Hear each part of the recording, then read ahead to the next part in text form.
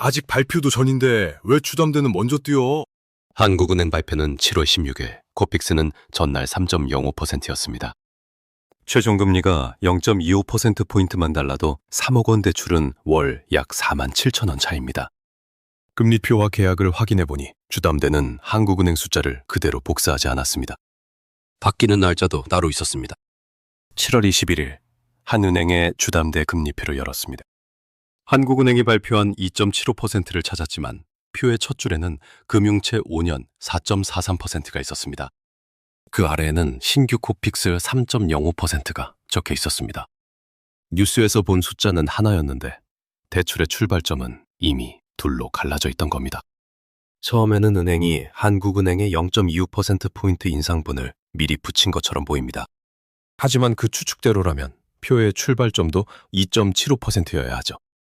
실제 금리표에는 한국은행 기준금리를 그대로 옮겨 적는 칸이 없었고 금융채와 코픽스에 서로 다른 가상금리가 붙어 있었습니다. 이 차이는 설명으로만 들으면 멀게 느껴집니다. 그래서 먼저 생활비 크기로 재봤습니다. 원금 3억 원을 30년 동안 원리금 균등으로 갚고 다른 조건은 그대로 둔 채 최종금리만 5.20%에서 5.45%로 변한다고 가정했습니다. 그러면 월 상환액은 약 46,635원 늘어납니다. 12달이면 약 56만 원이죠. 다만 이 숫자는 실제 차주의 인상액도 한국은행 인상분이 그대로 넘어온 결과도 아닙니다.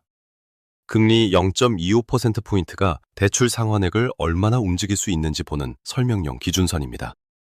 이제 확인할 것은 4만 7천 원이 큰가가 아니라 내 최종 금리를 움직인 0.25%포인트가 어디에서 왔느냐입니다. 금리표의 금융채 행부터 따라가자 첫 판단이 바뀌었습니다. 은행이 다음날 발표를 미리 복사한 게 아니라면 이 숫자는 한국은행 발표 전에 무엇을 보고 있었을까요? 금융채 4.43%가 따라간 것은 발표문이 아니라 그보다 먼저 거래되고 있던 시장 가격이었습니다. 고정기간이 있는 혼합형 주담대는 한국은행 기준금리 대신 금융채를 출발점으로 삼을 수 있습니다. 금융채는 시장에서 거래되므로 한국은행 회의가 끝나는 순간에만 움직이지 않습니다. 물가와 경기, 국내외 채권금리, 앞으로의 통화정책, 기대를 그때그때 가격에 반영합니다.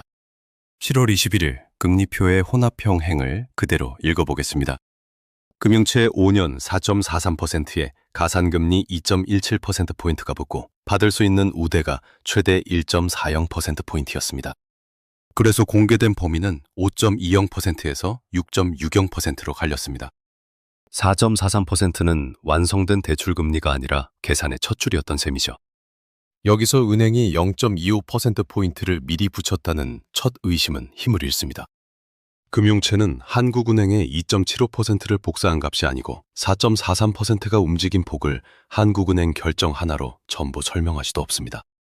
은행이 임의로 올렸다고 단정하려면 가상금리 변화까지 따로 확인해야 하는데 지금 보고 있는 것은 대출 기준금리의 변화입니다. 이 구분이 실제 선택도 바꿉니다. 발표가 끝날 때까지 기다리면 고정형 금리가 그때부터 움직일 거라고 생각했다면 금융채는 이미 기다림 밖에서 거래되고 있습니다. 발표를 마치는 일과 오늘 받은 고정형 견적을 판단하는 일은 같은 문제가 아니었던 겁니다. 그런데 표의 두 번째 해는 여전히 설명되지 않습니다. 신규 코픽스 3.05%는 금융채처럼 시장의 미래 기대를 거래하는 숫자가 아닌데도 한국은행 발표 하루 전에 올랐습니다. 코픽스도 다음 날 인상을 미리 마친 걸까요? 3.05% 안에 들어있던 시간은 다음 날이 아니라 이미 지나간 6월이었습니다. 코픽스 3.05%는 다음 날 한국은행 결정을 예측한 숫자가 아니었습니다. 은행들이 6월에 자금을 구하면서 실제로 부담한 비용을 모아 7월 15일에 발표한 값이었습니다. 달력에는 인상 하루 전이라고 찍혔지만 숫자의 내용은 오히려 한 달 전이었던 거죠. 신규 취급액 기준 코픽스는 5월 2.90%에서 6월 3.05%로 0.15%포인트 올랐습니다. 은행이 지난달 새로 조달한 돈의 금리가 올라가자 그 결과가 다음 달 공시에 나타난 겁니다. 코픽스는 미래를 맞히는 예보가 아니라 은행이 이미 치른 자금 비용의 영수증에 더 가깝습니다. 여기서 처음의 장면이 완전히 달라집니다. 7월 15일 코픽스가 먼저 오른 것처럼 보였지만 한국은행 7월 결정을 선반영한 값이라고 볼 근거는 없습니다. 발표일만 놓고 보면 코픽스가 앞섰지만 비용이 생긴 순서로 보면 6월의 1이 7월 15일에 뒤늦게 공개된 겁니다. 같은 날 신잔의 기준 코픽스는 2.54%였습니다. 둘 다 코픽스라는 이름을 쓰지만 신규 취급액 기준은 지난달 새로 조달한 돈을 빠르게 담고, 신잔의 기준은 기존 잔액과 더 넓은 자금까지 포함합니다. 같은 이름 아래에서도 담는 돈과 기간이 달라 속도와 숫자가 갈리는 것이죠. 이제 금리표의 두 행은 서로 반대 방향을 바라봅니다. 금융채는 시장이 예상하는 앞날을 가격에 먼저 담을 수 있고, 코픽스는 이미 지나간 조달 비용을 나중에 보여줍니다. 같은 표에 놓였다고 같은 날, 같은 이유, 같은 폭으로 움직이는 숫자가 아니었습니다. 첫 질문의 답도 여기서 절반은 닫힙니다. 주담대가 한국은행 발표를 무시하고 먼저 뛴 게 아니라 서로 다른 대출 기준금리가 각자의 시간표대로 움직인 겁니다. 하지만 이 기준금리가 내 통장까지 오는 길에는 아직 두 줄이 더 남아 있습니다. 뉴스의 0.25%포인트가 내 금리에도 그대로 붙는지는 가산금리와 우대금리, 그리고 계약의 변경일에서 다시 갈립니다. 내가 실제로 내는 최종금리는 대출 기준금리에 가산금리를 더하고 우대금리를 빼서 정합니다. 그래서 한국은행이 0.25%포인트 올렸다고 내 대출도 같은 날 정확히 0.25%포인트 오르는 공식은 성립하지 않습니다. 7월 21일 금리표에서 금융채 5년행은 4.43에 가산 2.17을 더하고 최대 우대 1.40을 빼 5.20에서 6.60%가 됐습니다. 신규 코픽스 6개월에는 3.05에 가산 2.51을 더하고 최대 우대 1.40을 빼 4.17에서 5.57%가 됐죠. 같은 은행 페이지인데도 기준금리와 가산금리가 모두 다릅니다. 여기서 앞서 계산한 월 46,635원의 의미도 다시 바뀝니다. 그 돈은 뉴스가 청구한 실제 인상액이 아니라 최종금리가 5.20%에서 5.45%로 움직인다고 가정했을 때의 민감도입니다. 실제 견적은 충족한 우대와 신용조건, 담보와 상환 방식에 따라 달라지므로 최대 우대가 아니라 지금 적용받는 우대를 넣어야 합니다. 날짜는 계약 종료에 따라 한 번 더 갈라집니다. 오늘 새로 혼합형을 받는 경우에는 오늘의 금융채 기준이 중요하지만, 신규 코픽스 연동 변동형을 받는 경우에는 공시된 코픽스와 상품의 적용 시점을 봐야 합니다. 이미 대출을 갚고 있는 경우라면 뉴스 발표일보다 계약서의 금리 변경 주기가 먼저입니다. 같은 뉴스를 봐도 새 계약과 기존 계약이 실제로 만나는 날짜가 다른 겁니다. 여기서 두 번째 선택, 반전이 나옵니다. 고정이라는 말만 보고 대출이 끝날 때까지 같은 금리라고 생각하면 안 됩니다. 이 공개 상품의 혼합형은 금융채 기준을 5년 동안 적용한 뒤 6개월 또는 12개월 변동형으로 바뀔 수 있습니다. 30년 대출에서 5년 고정은 남은 25년까지 고정한다는 뜻이 아니었던 겁니다. 우대금리도 한 번 받고 끝나는 숫자가 아닐 수 있습니다.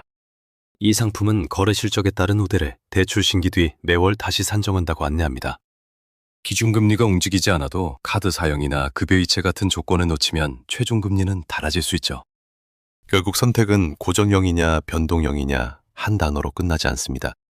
어느 기준을 쓰는지, 언제 다시 정하는지, 실제 우대가 얼마인지, 고정기간 뒤 무엇으로 바뀌는지를 함께 봐야 같은 숫자를 제대로 비교할 수 있습니다. 처음에 금리표로 돌아가면 이제 가장 낮은 숫자보다 먼저 읽어야 할 순서가 보입니다. 처음 금리표를 열었을 때 눈에 들어온 것은 4.43%와 3.05%였습니다. 이제는 두 숫자의 크기부터 비교하지 않습니다. 하나는 금융채, 다른 하나는 코픽스였고 서로 다른 시간을 담은 출발점이기 때문입니다. 먼저 내 상품이 무엇을 기준으로 삼는지 봅니다. 금융채라면 시장 가격이 이미 움직였을 수 있고, 코픽스라면 신규 취급액 기준인지 신잔의 기준인지까지 확인해야 합니다. 다음에는 그 기준을 다시 정하는 날을 찾습니다. 한국은행 발표일이 아니라 계약의 변경일이 내 상환액에 더 직접적인 날짜일 수 있습니다. 그 뒤에 가산금리와 실제 우대를 따로 놓습니다. 가장 큰 최대 우대, 숫자보다 현재 충족한 조건과 우대가 끝났을 때의 금리를 함께 계산해야 하죠. 마지막으로 고정기간이 끝난 뒤 어떤 기준으로 전환되는지 확인하면 비로소 오늘의 낮은 숫자와 앞으로 감당할 위험을 같은 표에서 볼 수 있습니다. 기준금리 인상 전날 주담대가 하나의 버튼으로 먼저 오른 것은 아니었습니다. 금융채는 시장의 기대를 먼저 반영할 수 있었고, 코픽스는 6월의 조달 비용을 7월 15일에 공개했습니다. 여기에 가산과 우대, 계약의 변경일이 더해져 내 최종 금리의 날짜와 금액이 정해집니다. 뉴스의 시계와 내 계약의 시계는 같지 않습니다. 다음 금리 뉴스가 나왔을 때는 숫자를 맞추기보다 내 금리표가 무엇을 따라 언제 바뀌는지부터 확인해 보시기 바랍니다. 이런 생활 속 숫자의 시간차를 계속 확인하고 싶다면 구독해 주세요. 그 시계까지 알아봤습니다.